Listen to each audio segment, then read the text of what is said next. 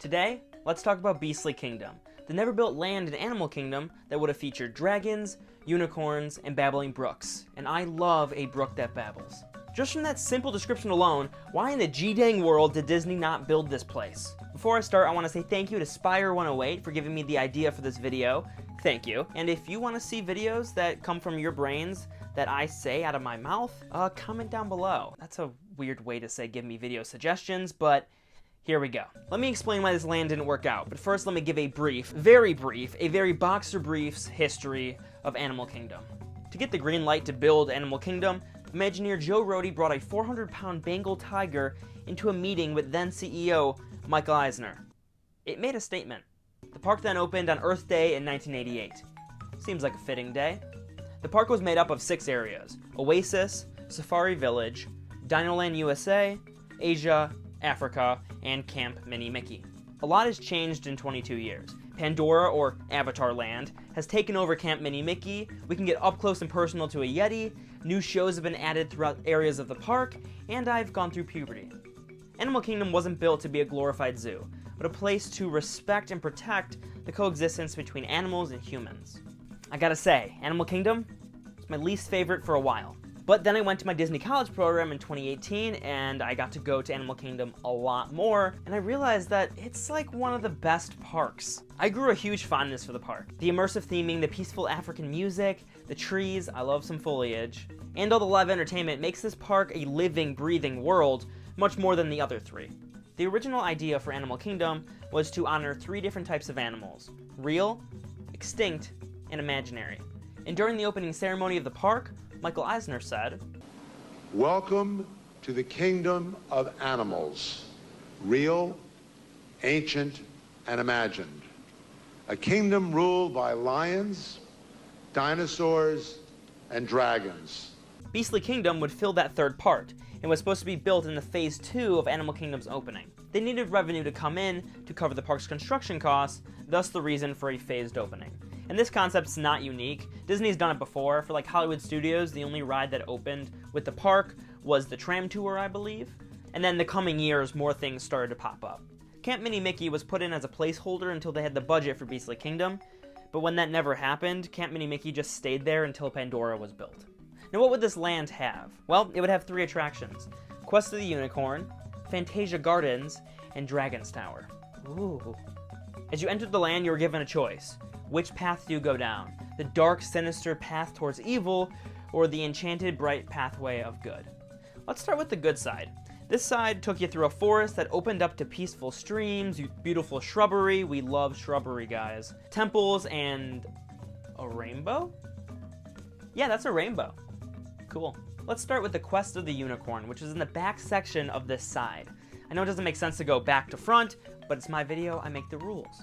You would walk through a huge interactive hedge maze like the ones in Europe. While in this maze, you'd be looking for 5 golden idols. And once you found all 5 idols, you'd reach a point where an impressive audio animatronic unicorn would be in a lair similar to the dragon beneath Sleeping Beauty's castle in Disneyland Paris. From my research, it's not really clear if you'll see unicorns throughout the entire process or just at the very end, but either way, you're seeing a unicorn. The other attraction is Fantasia Gardens. Fantasia Gardens was going to be a musical boat ride themed to the movie Fantasia. Think of Grand Fiesta Tour mixed with Navi River Journey, sprinkled in with some Small World, and that's this ride. You would enter a temple and ride through the Dance of the Hours section of Fantasia. So that means we would have been surrounded by ballet dancing crocodiles, hippos, elephants, and ostriches. I would have loved to see just a hippo flying overhead. Now let's head over to the dark side. This side took you through a dark wooded forest that opened up to a medieval-themed area of jagged rocks, a scorched tower, and all the bathrooms are occupied. The roller coaster Dragon's Tower was going to be the big thrill ride for the park, well, before Expedition Everest was built.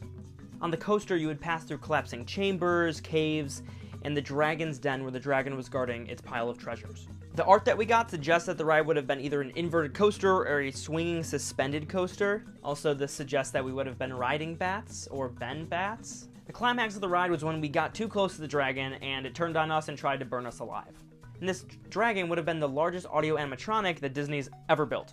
This is my favorite ride of the 3 because I love coasters, and you know I love me some animatronics. Rumor has it that these Imagineers that worked on Dragon's Tower brought their plans over to Universal's Islands of Adventure for their roller coaster, Dueling Dragons. And it makes sense, because it's literally a dragon roller coaster.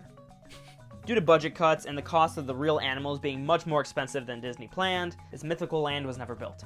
Also, Michael Eisner was given the choice between Dinoland USA and Beastly Kingdom, and we all know what decision he made. Mikey Eyes, come on. But speaking of Dinoland USA, Disney just released a couple days ago that they are officially closing Primeval Whirl, so I'm interested to see what happens to Dinoland USA since the only thing left is a knockoff Dumbo. However, we did get the land of Pandora, which is in the realm of mythical. I could care less about the movie Avatar, but the theme park land is something else. I mean, Pandora is the ideal way to bring in an IP. You don't have to know anything about the movie and you totally understand the world that you're in. If you've seen the movie, there's just little details that enhances the experience. Pandora is, it's gorgeous. Try to find me a corner of this land that is not pretty. And don't get me started on this place at night. Oh my gosh. One of the most interesting facts to me about this lost land is that Disney was so close to building it that there are still some remnants in the park today. In the logo of Animal Kingdom, there's a dragon alongside the other animals. In the parking lot, there's a unicorn section, there's dragons on park benches, and there's a sea monster rock formation you can see on your way to Pandora. Beastly Kingdom would have been cool, no doubt about that. But my favorite part about the concept is that it's a little darker.